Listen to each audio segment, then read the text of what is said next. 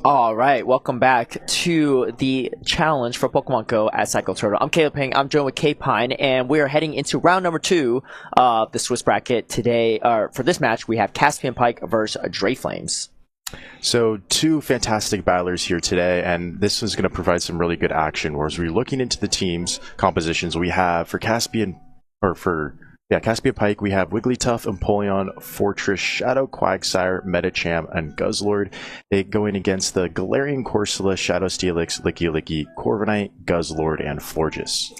Yeah, so this we saw CaspianPike play in the cup. I believe he ran the same. Yeah, he ran the same exact team for that one, and he did win the cup.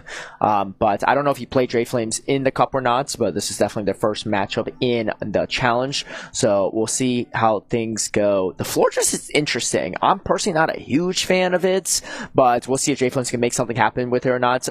He is running the Chilling Water Trailblaze variant, which is a little bit worse into things like Altaria, but much better into the water types, particularly Quagsire and Empoleon. You have something to hit back with at least, and that's pretty much about it. Medicham, though, is able to dance around that Florges matchup a little bit better, so we'll see how Dreflames handles that. There are two interesting Pokemon that jump out at me in this matchup. The first one is the Empoleon from CaspianPike. Looking at Dreflames' team, he doesn't really have a good answer to the Empoleon.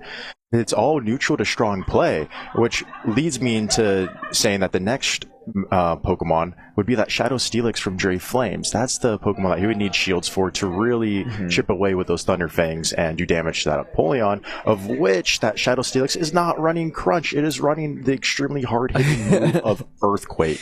So on that Psychic Fangs Earthquake moveset.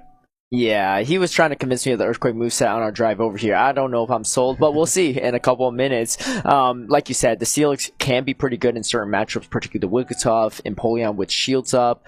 Fortress is good too, but you have three really tough matchups, right? The Medicham, the Guzzlord, the Quagsire. Yes, you have Earthquake for those, but it takes forever to get to. And in the meantime, they're just going to be throwing super effective moves or just a lot of neutral moves at you across the board. I think that Guzzlord matchup should be pretty interesting, though, because you're both resisting the fast attack, but both charge attacks are neutral with a brutal swing. Not going to hit nearly as hard as the Earthquake, but it's going to be a little bit more spammy. So I actually don't know that matchup super well, but I typically run the Psychic Fangs Crunch variant, which gets walled off from the Guzzlord. So he does have a little breathing room with that Steelix if he does get into that Guzzlord matchup.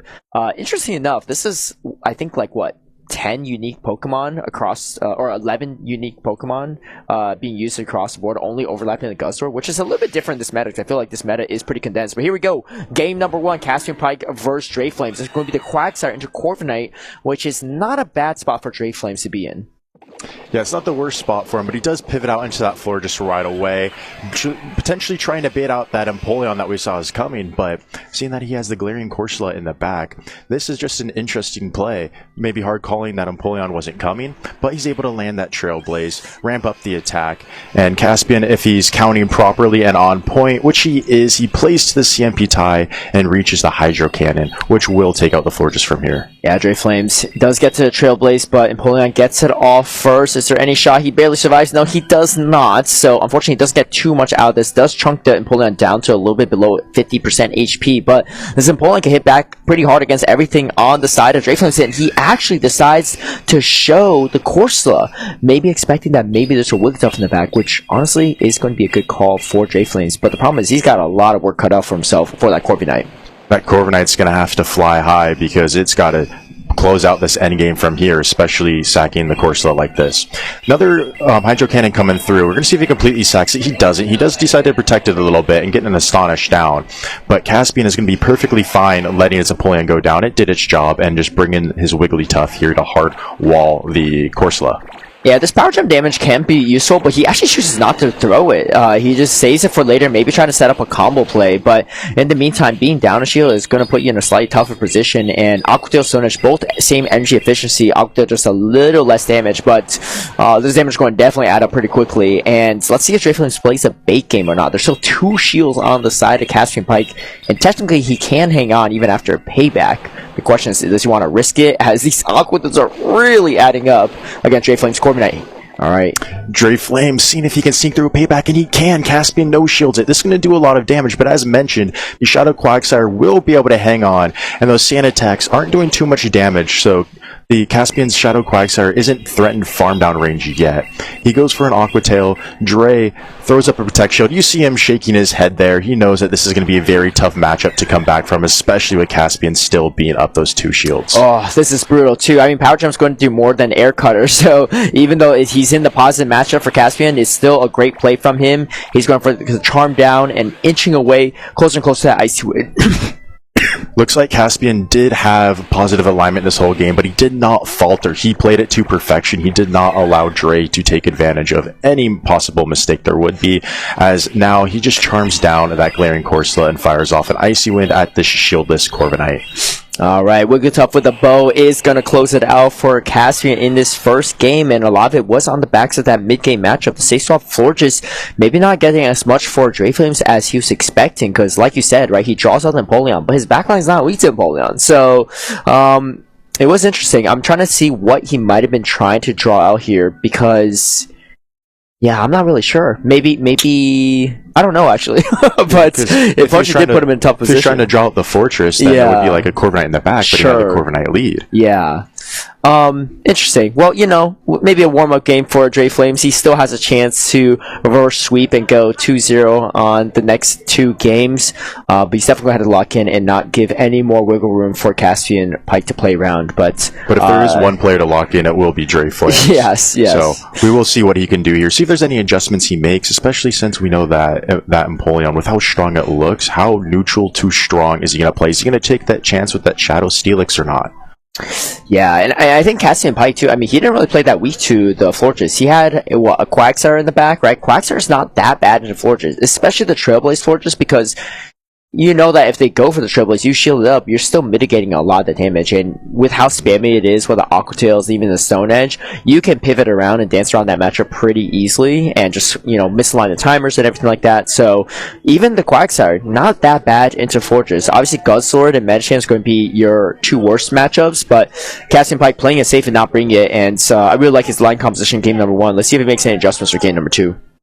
Yeah, and as you mentioned, Quagsire not that bad into Fortress, but then say you go into a lead matchup where you're able to get Shadow Quagsire up a shield, it's very good into Fortress at that point then, being able to spam with those Aqua Tails. You protect against those Trailblazes, unless your opponent goes for Chilling Water Bait, you're not debuffed and you're coming out of there very, very healthy. But we'll see if Dreflames decides to bring the Guzzlord as well here. We know CaspianPike brought that Wigglytuff, but the Guzzlord can play neutrally into that Empoleon as well. Alright, here we go. I think game number 2 is underway. Let's see if we can see what the players are running, but here we go. I can hear the sounds. Here we go. Alright, it's Empoleon into Steelix. I believe CaspianPike probably went for the safe swap there, as Dreflames is able to lock the Steelix into that Empoleon. He's going to let the first one go. It's not going to be enough to KO, but he is going to have to shield the second one if he wants to maintain switch advantage. He actually ends up throwing on charge check priority. So great timing from CaspianPike to get this move all at the same time. But again, that's not enough to actually KO, and Dreflames just going to go for the farm down after this. So Dreflames did take the risk in bringing the Shadow Steelix, and it seems like it's paying off and getting aligned to the Empoleon, but as mentioned, he has to go down 2 shields, but at the very least, he's able to get rid of this Empoleon. He does get the full Thunder Fang down, and now Caspian wants to bring in the Fortress right away. He does not want to wait out the clock by any, and looks like he's going for a full Volt Switch down. This is going to be a tall task, especially because the Volt Switches are double resisted, and Dre able to make the Earthquake that does get shielded from the Fortress, and he leaves with an extreme amount of energy out of this matchup. Yeah, we are on shield parity here for both players. CaspianPike, though, has a lot of energy, makes this Guzzlord matchup, even though typically not a great matchup for the Fortress, not too bad after all this. Let's see if he's going to stay in or not. Opted not to even throw the Volt Switch on that one, gives Dreflames a few extra turns there when he threw that Rock Tomb, but he is closing in on a second Rock Tomb. Does he go for it, or does he try to swap out? Is the real question. Going for the double Volt Switch, but that does allow Dreflames to get to one more Brutal Swing. Rock Tomb shouldn't be enough to KO either, but CaspianPike might just opt to throw it just to get that necessary chip damage off. Goes for the Rock Tomb. It's going to bring the Guzzlord into the red, but Dreflames does have a pretty solid matchup in the back with the Corviknight and into the Quagsire. Caspian only being one Volt Switch away from another Rock Tomb. See if he goes for that. No, he's going to under-tap the Sand Tomb. I'm not sure if this will be quite enough to KO. Sand Tomb recently buffed this season with extra damage, but will it be enough to kill the Guzzlord? It is. Guzzlord goes down. He pivots into the Quagsire, and now we have a Shadow Quagsire Corviknight end matchup on even shields. Yeah, this could be a slightly weird matchup on both fronts, right? Both players have great bait moves, and both have great, hard-hitting other secondary moves, but the payback goes through, and that's huge for Dreflames, landing that. Now CaspianPike doing his own move as well. Let's see if Dreflames goes for shield. No, he calls the Aqua Tail. That's massive for Dreflames. This is all the same damage efficiency though, so maybe not too bad even if it ends up being a Stone Edge. And here comes another move from CaspianPike.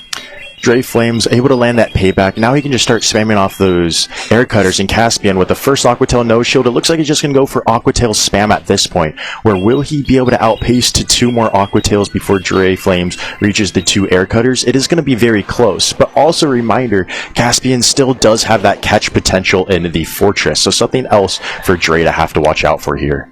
Yeah, CaspianPike only 3 Machots away from that next Aqua Tail. Can he get to it in time is the real question. I don't even think he needs to go for the swap, but hold on now. Oh, double Volt Switch. Oh, and Dreflames gets it.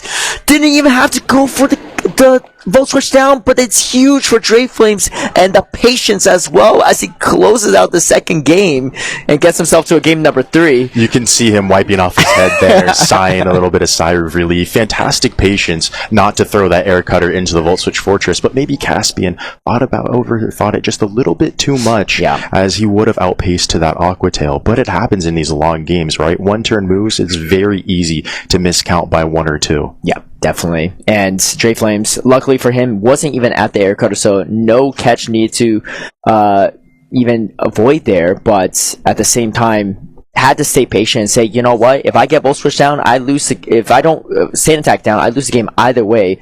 So trusting his Corviknight bulk, and it did come in handy, surviving 1 HP, even gets a payback to close things out. So yeah, a fantastic end game for Dreflames in that second game.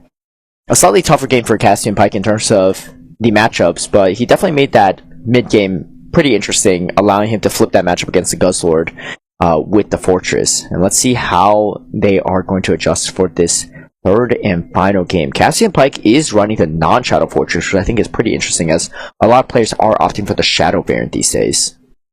Yeah, I know that some people like the non-Shadow Fortress just for the extra bulk, to spam off more Rock Tombs and Sand Tombs and debuffing moves, but that Shadow Fortress able to provide a lot more pressure in those neutral situations. But we'll see if Caspian sticks with that Empoleon, where I feel like the Shadow Quagsire Empoleon is a very, very good core for him in this matchup. And Dre was able to get the Shadow Steelix onto the Empoleon last time, but is he going to take that risk a second time here in Game 3, lock it onto that Empoleon, and go from there? We'll see, as it sounds like we do have lock-ins. Alright, game number 3, let's go. Let's see how it's going to play out. It's going to be Steelix into Empoleon. A fantastic lead for Dreflames. He pivots straight away to Quagsire, and that's what exactly he wants. Brings in the Florges, has that double super effective Trailblaze for the Quagsire. But again, this matchup is still not as clean as you would think, despite the fact that Quagsire doesn't have the type advantage. Dreflames able to get that Empoleon on the Shadow Steelix. He took the risk. It's paying off.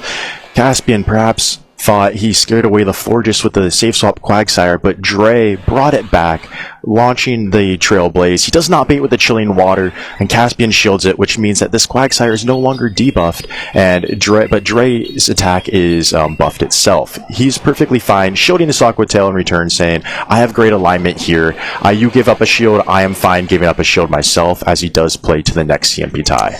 Yeah, I wonder if CaspianPike's going to opt to shield yet again. He is. He's full sending it on this Quagsire. 2 shields spent. Now Dreflames has a decision to make, as this Aqua Tail will threaten a KO, and he's going to shield up as well. But this Quagsire is going to outpace, or actually no, not quite. Trailblaze is going to be reached first, and goes for the pause. Great pause from Dreflames to avoid any potential catch throws in between the Mud Shot. And now Dreflames has completely maintain switch advantage. However, a Metal Sound down is actually not too bad as he knows it himself. He swaps straight over to the Steelix. I like this play as well because, as you can see, he does have play into his Empoleon with the Corviknight in the back, so doesn't want to give that extra farm down to the Empoleon as what CaspianPike was going for. Now comes the Guzzlord, but can he get to the Earthquake? Because that's going to be a lot of damage for Dreflames. He gets there. Oh, wait! He ends up throwing the Psychic Things instead. Not sure if CaspianPike was going to throw the Brutal Swing, but now this allows CaspianPike to farm even more energy.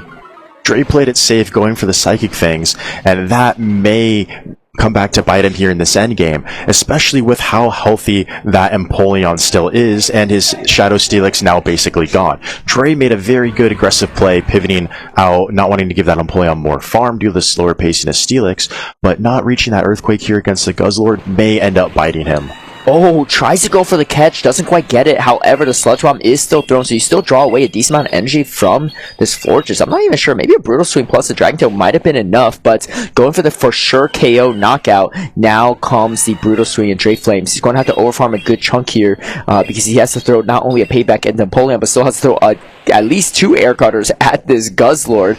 But Empoleon's coming through, and Empoleon is going to reach a Hydro Cannon before the payback's reach. That's going to be a lot of damage. Dreflame's going to really have to overfarm in this matchup to come away with some energy to still deal with that Guzzlord in the back. Very smart play, hard pivoting into his Empoleon there from Caspian, because he knows that at this point, one of his only lose conditions was staying in with that Guzzlord and Dreflames getting an air cutter boost. So Dre overfarms as much as possible, firing off the payback to take out the Empoleon, but his Corviknight is at minimal HP, and that Guzzlord is still fairly healthy and out of air cutter range, where he's only 1 Dragon Tail away from the Brutal Swing to close off this game. Yeah, I think CaspianPike has it. One more Dragon Tail and a Brutal Swing should do it, and there it is. He reaches it and he closes out this series against Dreflames in the end. Despite the really bad lead and the safe swap matchup, he found a way though, and on the backside, Guzzlord is going to be it for CaspianPike as he wins another match here in the challenge to continue his really solid run today in Cycle Turtle. Very well piloted by CaspianPike, and a fantastic series overall between Dreflames and Caspian as he does come out victorious, and who knows, we may see more of him later. Yeah, that's right. I think Caspian might be undefeated right now, but we'll give a quick update when we come back for our third and final round. But we'll be right back for round number 3.